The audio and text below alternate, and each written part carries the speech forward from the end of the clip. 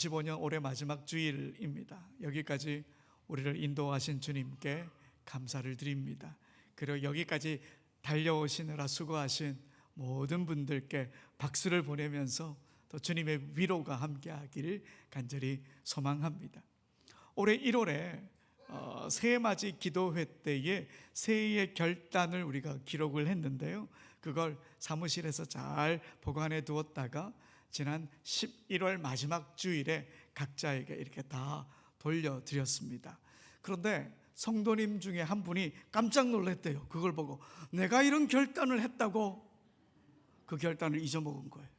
어떤 결단이었느냐? 올 한 해 성경 한 장을 암송하기로 한 결단이었답니다. 그걸 잊고 있었던 것이죠. 그래서 올 한 해 12월 한 달밖에 남진 않았지만 그래도 외우자 그러면서 12월 한 달 동안 열심히 암송하기 시작했다 그러더군요. 여러분, 이렇게 한 해의 마지막이 다가오면 우리 자신을 돌아보는 시간을 갖게 됩니다. 연초에 생각했던 것들이 얼마나 진행되었나, 또 마음 먹고 신앙을 위해, 건강을 위해, 자신의 발전을 위해 여러 가지 계획했는데 얼마나 이루어졌나, 이런 걸 살펴보게 되지요. 저 같은 경우는 2kg 빼자 그랬는데 2kg 더 찌게 되는 이런 놀라운 은혜가 이렇게 막상 이런 시간을 갖게 되다 보면 저처럼 여전히 부족한 모습을 발견하게 됩니다.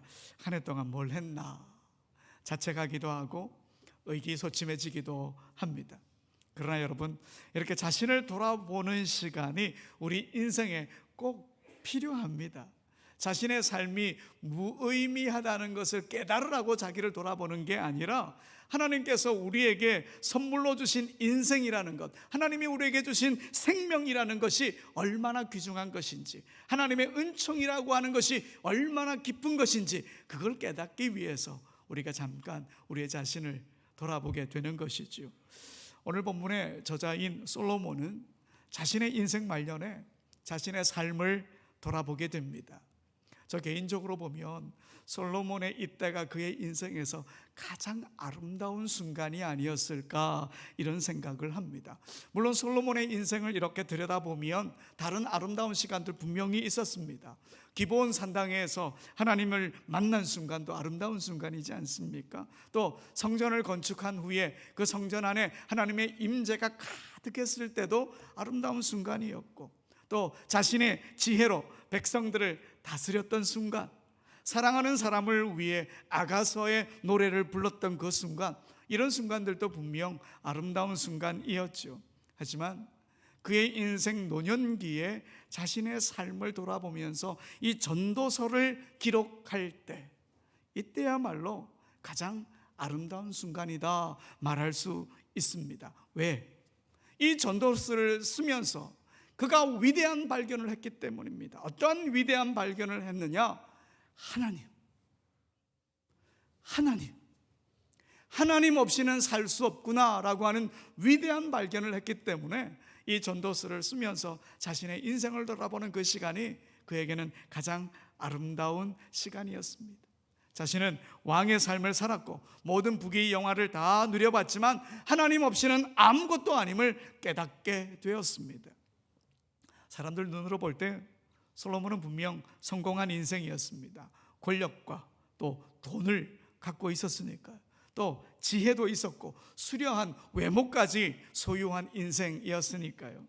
그러나 그는 인생을 살다 보니 자신이 잘못 살아왔다, 이걸 깨닫게 됩니다. 하나님을 의지한 게 아니라 땅을 넓히기 위해서 마병과 용병의 힘을 쏟았고 수많은 나라와 정략 결혼을 했을 뿐만 아니라 그들의 산당을 예루살렘에 짓게 했습니다. 거기다 이방 산당에 가서 그 아내들과 함께 그 신에게 절하기까지 했습니다. 그리고 모든 진귀한 물품들을 다 수집해서 자신의 창고에 그냥 끄덕끄덕 자꾸 쌓아두었지요. 그런 사실 왕의 자리를 지키기 위해서 사람을 죽이는 일에도 냉정함을 갖고 있었던 사람입니다. 그래서 당시 솔로몬 하면 부러움의 대명사이기도 했지만 두려움의 상징이기도 했습니다. 그런데 지금 자신의 삶을 돌아보니 헛된 인생이었구나, 하나님 없이 내가 헛된 인생을 살았구나, 이 사실을 깨닫게 된 거지요. 그래서 이 사실을 자녀 세대에게 전하기 위해 글을 쓰기 시작했고, 그 글이 바로 전도서입니다.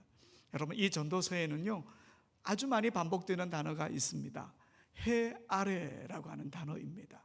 해 아래가 29번이나 반복됩니다. 우리 인생, 해 아래에서 사는 이 인생, 새로울 것이 없다, 허무함을 드러내는 표현이죠. 하지만 여러분, 솔로몬은 이 허무함만 이야기하려고 해 아래를 말한 건 아닙니다. 해 아래에서를 강조하는 것이라기보다 해 위를 강조하기 위해 이 말을 사용한 겁니다. 전도서 12장에 걸쳐서 솔로몬의 인생의 다양한 면을 말하는데요, 인간은 해 아래에선 아무것도 없는 허무한 인생이지만 해 위를 바라볼 때는 그렇지 않다 하는 것을 말합니다. 그렇다면 여러분, 해 위의 삶, 이 삶은 무엇일까요? 그것은 하나님을 추구하는 것이고 하나님을 열망하는 것입니다. 그래서 오늘 본문 전도서의 결론을 내리면서 오늘 우리에게 이렇게 말을 전합니다. 자신의 인생을 돌아보며 자녀 세대에게, 그리고 오늘 우리에게 이렇게 전합니다. 여러분, 전도서 12장 13절 14절의 말씀을 함께 읽어봅시다. 이래 결국을 다 들었으니 하나님을 경외하고 그의 명령들을 지킬지어다. 이것이 모든 사람의 본분이니라. 하나님은 모든 행위와 모든 은밀한 일을 선악간에 심판하시리라. 아멘. 여러분, 이 부분을 우리 아동부 아이들이 읽고 있는 새한글 성경으로 제가 다시 한번 읽어드리겠습니다. 조금 더 실감이 나실 겁니다. 말을 끝내겠네. 모든 것을 들려주었으니까 하나님을 두려워하고 그분의 명령을 지키게나. 사람이라면 누구나 그래야 하거든. 모든 행동은 하나님이 판가름하실 걸세. 몰래 하는 온갖 일에 대해서 좋은 일이든 나쁜 일이든 판가름하실 걸세. 솔로몬이 이렇게 말합니다. 덧없는 인생길처럼 보이지만 모든 사람의 본분이 뭐냐? 하나님을 경외하고 하나님의 말씀을 따르는 것이다 말합니다. 자신의 인생을 돌아보며 가장 아름다운 순간은 하나님이 어떤 분이신지를 깨닫고 하나님을 따라가는 순간이다. 이걸 자녀 세대에게, 그리고 오늘 우리에게 전하고 있습니다. 여러분, 경외하다, 이 말 원래의 의미가, 단어적 의미가 두려워하다라고 하는 뜻인 건 잘 아시죠? 여러분, 우리는 하나님 앞에 숨길 수 있는 게 없습니다. 우리의 감추어진 의도까지 다 드러나니까요. 그러니 하나님은 우리에게 분명 두려운 존재가 맞습니다. 우리가 인생의 마지막 순간에 하나님 앞에 서서 우리의 삶에 대해 검사를 받게 될 때에 착하고 충성된 종이라고 하는 그 칭찬을 받으면 얼마나 좋겠습니까? 하지만 그렇지 않을 수도 있지 않습니까? 그러니 하나님 앞에 우리가 두려울 수밖에 없지요. 하지만 여러분, 하나님을 두려워하라, 이 말은 처벌에 대한 두려움에 사로잡혀서 인생을 살아가라, 이 말은 결코 아닙니다. 처벌에 대한 두려움을 우리가 갖고 삶을 살아간다면, 그 처벌 때문에 우리의 삶이 옥죄어진다면 우리는 노예이지 자유인이 아니지 않습니까? 하나님을 두려워하라, 이 말은 우리를 속속들이 아실 뿐 아니라 온 세상을 창조하시고 이 땅을 통치하시는 우리 하나님의 주권을 인정하라는 말입니다. 하나님께서 이 세상을, 나의 삶을 주관하고 계신다, 이걸 인정하라, 이 말입니다. 우리 인생을 아주 세밀하게 주관하시니 그 주님께 소망을 두고 주님의 뜻을 헤아리며 살아가라, 이런 의미인 것이지요. 누가복음 5장에 보면 밤새 고기를 잡지 못했던 베드로가 예수님의 말씀에 순종해서 깊은 곳에 그물을 던집니다. 그리고 많은 고기를 잡게 되지요. 그 후에 베드로가 예수님께 이렇게 말합니다. 누가복음 5장 8절의 말씀을 우리 함께 읽어봅시다. 시몬 베드로가 이를 보고 예수의 무릎 아래에 엎드려 이르되 주여, 나를 떠나소서, 나는 죄인으로소이다 하니. 아멘. 베드로가 세상을 주관하시는 주님의 존재를 알게 된 겁니다. 그러니 그 속에 어떤 마음이 생겼느냐? 두려운 마음이 생긴 거예요. 그래서 예수님을 향해 자신을 떠나달라고, 자신은 죄인이라고 이렇게 고백을 한 거죠. 그런데 여러분, 베드로의 이 두려움은 소망의 역설적인 두려움이었습니다. 베드로의 속내가 뭐였냐? 예수님 정말 대단하시구나, 만물의 쓰임을 다 알고 계시는구나, 만물을 다스리시는 분이시구나, 정말 두려운 분이시구나. 그런데 이런 분과 함께하면 정말 좋겠다, 이런 마음이었던 것이죠. 두려움이 몰려오긴 했지만 결국 예수님께 확고히 사로잡히고 싶다는 그 소망의 표현이었던 것이죠. 베드로의 그 마음을 아시고 주님이 이렇게 말씀하십니다. 누가복음 5장 10절 하반절에 보면 예수께서 시몬에게 이르시되 무서워하지 말라, 이제후로는 내가 사람을 취하게 되리라 하시니. 아멘. 여러분, 하나님을 두려워하라는 말은 바로 이런 겁니다. 하나님께서 세상을 주관하시고 우리 인생을 아주 세밀하게 주관하실 정도로 능력이 많은 분이시니 두려운 존재가 맞긴 하지만 그 주님과 함께 하길 간절히 소망해라. 이게 바로 경외하고 두려워하는 마음, 하나님을 향한 마음이다라고 하는 것이죠. 어느 목사님이 그러시더군요. 어떤 사람이 신앙인다운 사람이냐? 나무를 닮은 사람이다, 그러시더군요. 여러분, 나무를 한번 보십시오. 뿌리는 땅에 깊숙이 내리고 가지는 하늘을 향해 쫙 뻗어 올라 있습니다. 이처럼 땅의 현실을 외면하지 않으면서도 하늘을 향한 열망을 가지고 살아가는 사람, 그 사람이야말로 신앙인다운 사람이다, 그런 의미입니다. 여러분, 전도서가 말하는 해 위의 삶이 바로 이런 삶입니다. 땅을 딛고 살되 삶의 중심은 하늘에 두는 거예요. 여러분, 우리가 밟고 살아가는 이 땅에선 우리가 이해할 수 없는 일들이 많이 일어납니다. 이 땅을 주관하시는 하나님의 뜻을 우리가 온전히 다 알 수 없지요. 어느 순간에 모든 게 덧없어 보이기도 하지요. 반대로 조그만 일에도 한없이 기분 좋은 그런 순간도 있지 않습니까?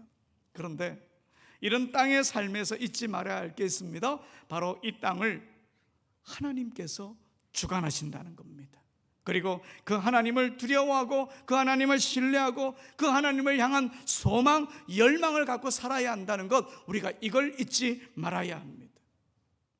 여러분, 올 한 해 정말 수고 많으셨습니다. 어떤 때에는 힘에 부치기도 했지만 소망을 주님께 두고 주님을 바라보며 잘 견디셨습니다.